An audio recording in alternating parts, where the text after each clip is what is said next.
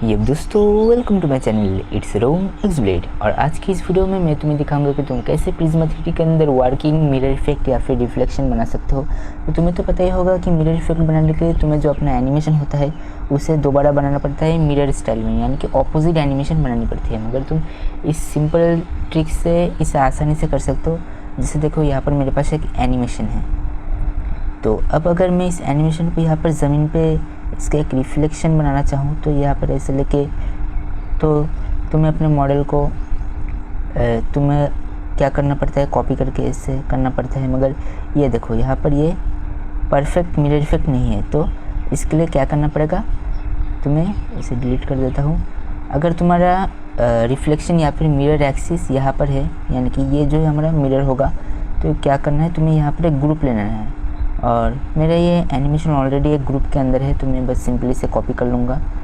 और फिर इसका जो जिस एक्सिस में तुम्हें अपना मिरर का जो एक्सिस है, यानी कि ये वाला एक्सिस, इसके नीचे की तरफ मिरर है, तो इस एक्सिस को तुम्हें नेगेटिव कर देना है कुछ। मगर ये यहाँ पर तुम्हें स्केल दिख रहा होगा, तो इसके लिए स्केल 1:1 रहना चाहिए। तो उसके लिए मैं इसे बस सिंपली एक बार ग्रुप कर दूँगा। तो अब मेरे ग्रुप का स्केल यहाँ पर 1:1:1 है। तो इस एक्सिस, ये बीच वाला एक्सिस यानी कि वाई एक्सिस, तो मैं इसे -1 कर दूँगा। तो ये देखो नीचे आ चुका है, मगर इसका जो ठीक ठाक है। और अब अगर मैं इसे प्ले करूँ तो ये देखो, ये एनिमेशन पूरी तरीके से मिरर हो चुका है। तो कुछ इस तरीके से तुम प्रिज्मा 3D के अंदर मिरर इफेक्ट बना सकते हो।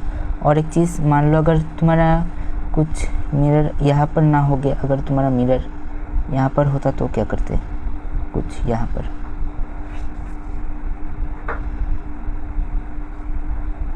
अब अगर ये तुम्हारा मिरर है, तो इस मिरर पर तुम्हें मिरर इफेक्ट कैसे लाना है, तो इसके लिए तुम्हें एक ग्रुप लेना है। तो मैं ग्रुप कैसे लूँगा, मैं इसको एक बार ग्रुप करूँगा और फिर इसे ग्रुप के बाहर लेके आऊँगा। ये अब मेरे पास एक एम्प्टी ग्रुप है। तो और एक चीज़, तुम्हें ग्रुप का स्केल 1:1 रखना है, ठीक है। तो अब इस ग्रुप को यहाँ पर इसके बिल्कुल, ये जो इसका जो पोजीशन और रोटेशन है सेम टू सेम रखना है। तो उसके लिए इसका जो है, तुम एक बार इस तो अपना जो मिरर है उसे एक बार की फ्रेम करो और इस की फ्रेम को कॉपी कर लो और फिर इस की फ्रेम को इस ग्रुप पर लगा दो। तो ये ग्रुप उस मिरर के सेम जगह पर और सेम रोटेशन के साथ आ जाएगा। और फिर तुम्हें करना क्या है कि अपना जो स्केल है इसे चेंज कर देना है, 1:1:1 पर कर देना है। स्केल अलग होगा तो यहाँ पर शेप चेंज करने पर दिक्कत आएगी। तो अब जो मेरे पास ग्रुप, ये जो ग्रुप है, मैं अब अपना जो एनिमेशन है इसे एक बार कॉपी करूँगा और फिर इस ग्रुप के अंदर एनिमेशन को ड्रैग कर दूँगा। और अब हमारा जो ग्रुप है, इसका ये तुम लाल ये वाला एक्सिस देख सकते हो। इस एक्सिस में हमारा पीछे की तरफ रिफ्लेक्शन बनेगा। तो उसके लिए ये जो एक्सिस है इसको एक बार चेक कर लेंगे। तो ये एक्स एक्सिस है। अब एक्स एक्सिस को -1 पर तुम्हें सेट कर देना है। तो ये देखो, हमारा मॉडल वहाँ पर पीछे चला गया है। तो मैं इसे थोड़ा यहाँ पर लेके आता हूँ ऐसे, और एनिमेशन ठीक से दिखाने के लिए मैं इसे हाइड कर दूँगा। और अब इसे प्ले करते हैं। तो कुछ ऐसे तुम देख सकते हो। तुम चाहो तो एक काम कर सकते हो कि मिरर को थोड़ा पास लेके आओ। मिरर को पास लेके आओगे तो तुम्हें जो है इसे भी पास लेके आना पड़ेगा। मैं एक बार फिर से एनिमेशन बना देता हूँ। यहाँ पर मिरर को थोड़ा पास लेके आते हैं यहाँ पर, और अब लेके आने के बाद इन दोनों को मैं एक साथ ही यहाँ पर भी मिरर कर दूँगा। तो इन दोनों को कुछ मुझे एक साथ मिरर करना है। तो उसके लिए मैं इसे एक बार ग्रुप कर देता हूँ और फिर इस ग्रुप को मैं कॉपी कर दूँगा। और फिर इस मिरर को नीचे लेके आते हैं, मिरर को एक बार ग्रुप करते हैं। और हमें जो एम्प्टी ग्रुप चाहिए उसके लिए मैं ये ग्रुप ले रहा हूँ।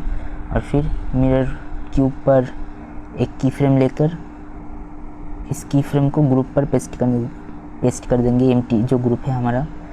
अब इससे ये की फ्रेम हटा देंगे और फिर इसका जो स्केल है उसे 1:1:1 कर देंगे, कुछ ऐसे। और अब हमारा जो कॉपी वाला एनिमेशन था उसे लेके आएंगे इस ग्रुप के अंदर। और इस ग्रुप का जो एक्सिस था, देख लेता हूँ, एक्स एक्सिस था शायद, हाँ। तो एक्स एक्सिस को हमें -1 कर देना है। लैग कर रहा है मेरा फ़ोन, -1। अब ठीक है। अब मैं इसे एक बार हाइड कर देता हूँ। तो तुम देखो हमारा यहाँ पर मिरर का भी मिरर इफेक्ट बन चुका है। तो अब मैं इसे अनहाइड करके एक बार ट्रांसपेरेंसी इसकी कम कर देता हूँ और रिफ्लेक्शन, ये वाला रिफ्लेक्शन, और एक बार नीचे एक प्लेन भी लेके आते हैं कुछ ऐसे, और इस पर भी सेम वाला लगा देंगे। और फिर मैं एक कैमरा लेकर इसका जो बैकग्राउंड कलर है उसे चेंज कर दूंगा और अब इसे रेंडर करके देखते हैं।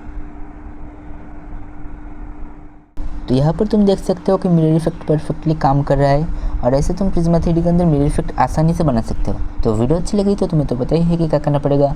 अपना फीडबैक कमेंट में ज़रूर बताना और तुम्हें आगे किसी वीडियो देखनी है वो भी कमेंट करना। तो फिर मिलेंगे अगले वीडियो में।